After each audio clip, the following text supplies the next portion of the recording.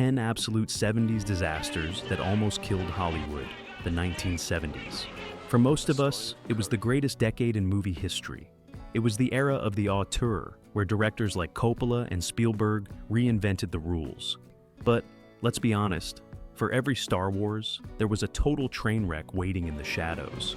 While we were busy worshiping the Golden Age, Hollywood was also churning out some of the most nonsensical, wooden, and flat-out bizarre garbage to ever grace a projector screen. We're talking about sequels that insulted the original, creature features that looked like they used a high school theater budget, and vanity projects that nearly ended legendary careers. Today, we're putting on our hazard suits. We're going beyond the classics to look at the 10 absolute worst movies of the 1970s.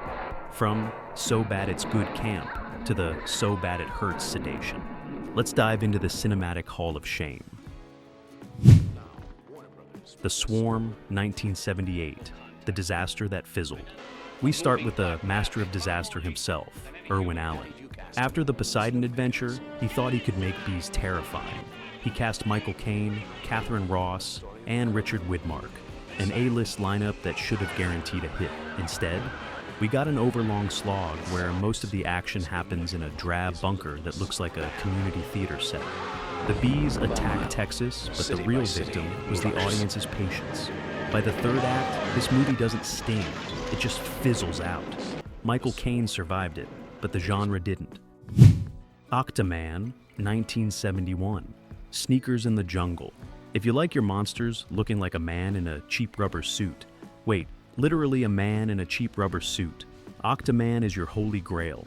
Written by the guy who wrote Creature from the Black Lagoon, you'd expect some quality, but Octaman is undone by unconvincing effects and dialogue as stiff as a board. The best part? If you look closely at the monster's legs, it looks like he's wearing sneakers. Ironically, the suit was handled by a young Rick Baker, the future Oscar winner who gave us An American Werewolf in London. Everyone has to start somewhere, right? Exorcist II, The Heretic, 1977, the surreal mess. How do you follow up the scariest movie ever made? If you're director John Boorman, you trade grounded horror for surreal imagery and a plot that makes zero sense. Linda Blair returns as Reagan, but instead of pea soup, we get bizarre narrative therapy and Father Lamont investigating Father Marin's death. It alienated everyone. Not even a score by Ennio Morricone could save this self-indulgent muddle. It's a sequel that proves ambition without execution is just a very expensive headache. Starcrash, 1978, the Mozzarella Star Wars. This is the definition of so bad it's good. Starcrash was a shameless Italian attempt to cash in on Star Wars. It's got everything. Stella Star in a leather bikini, a stop-motion robot attack, a young David Hasselhoff, and a character who can inexplicably freeze time. The dialogue is nonsensical, and the special effects are just goofy flashing lights. It's cinematic mozzarella, campy, absurd, and undeniably entertaining if you've had a few beers. Blackenstein, 1973, the sluggish cash in. In the 70s, blaxploitation was huge. Blashula was a hit, so naturally, we got Blackenstein. The premise had potential. A Vietnam vet subjected to unethical medical experiments, but instead of social commentary or even good camp, we got a sluggish narrative and amateurish execution. It's not fun, it's a chore. It's a riff on Frankenstein that forgot to bring the spark of life. Captain America, 1979, the shield-wielding artist. Long before the MCU, Captain America was a guy in a cheesy motorcycle helmet fighting low-stakes villains. This 1979 TV movie strips away everything we love about Steve Rogers. He's an artist who, reluctantly, becomes a hero.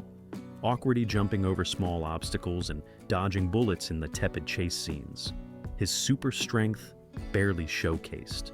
It feels more like a spoof than a superhero movie. Marvel fans have spent decades trying to forget this one existed. The last movie, 1971, Auteur Indulgence. After Easy Rider, Dennis Hopper could do whatever he wanted. He chose to do the last movie, and it almost ended his career. Shot in Peru, it's a hallucinatory cycle of performance art without a plot to speak of. It even set a Guinness World Record for the longest pre-credit sequence. It's unfiltered auteur indulgence that dissolves into total incoherence. Universal Pictures spent a year trying to salvage a cut, but the damage was done. Hopper wouldn't get a second chance in Hollywood for years. Beyond the Valley of the Dolls, 1970, Ebert's Folly. Roger Ebert is the most famous critic in history, but Beyond the Valley of the Dolls proves that critics probably shouldn't write movies. Written by Ebert and directed by Russ Meyer, it's a fever dream about an all-girl rock band, nonsensical orgies, and a chainsaw murder. It drowns in self-parody and incoherent violence. Ebert's future partner, Gene Siskel, gave it 0 stars. Today it has a cult following for lines like, "You will drink the black sperm of my vengeance," but at the time, it was a spectacular miscalculation. Zaat, 1971, The Catfish Avenger. Frequently ranked as one of the worst films ever made, Zaat, or The Blood Waters of Dr. Zaat, is about a disgraced scientist who turns himself into a catfish-human hybrid. It's amateurish on an Ed Wood level. The movie meanders endlessly with hippie sing-alongs and gratuitous marine life footage. The creature design is laughable, and the acting is purely wooden. It's so bad it was ruthlessly mocked on Mystery Science Theater 3000, which is really the only way anyone should watch it. The Finks, 1970, the ultimate what? How do you describe a movie where a rock band is trained by the US government to rescue Colonel Sanders and Joe Louis from communist Albania? The Finks is broken from the word go. The plot involves finding a map printed on 3 different women's stomachs, meaning the band has to have sex with dozens of girls to find them. It's a chain of musical numbers and non sequiturs that are so tonally off you'd think it was a parody of a parody. It has cameos from Richard Pryor, Dick Clark, and a dazed-looking Rita Hayworth. It's not just a bad movie, it's a chaotic artifact of a Hollywood that had completely lost its mind. So, there you have it. The 70s wasn't all bell-bottoms and The Godfather. It was a decade where filmmakers weren't afraid to fail, and boy did they fail spectacularly. But here's the thing. As bad as Zaat or Starcrash are, they have a soul that modern perfect CGI slop movies lack. They were made with rubber, sweat, and a lot of questionable creative choices. Which of these 70s disasters have you actually sat through? Is Starcrash actually a masterpiece? Let us know in the comments. Don't forget to like, subscribe, and hit the bell, because we're going into the 80s Hall of Shame next. Stay groovy.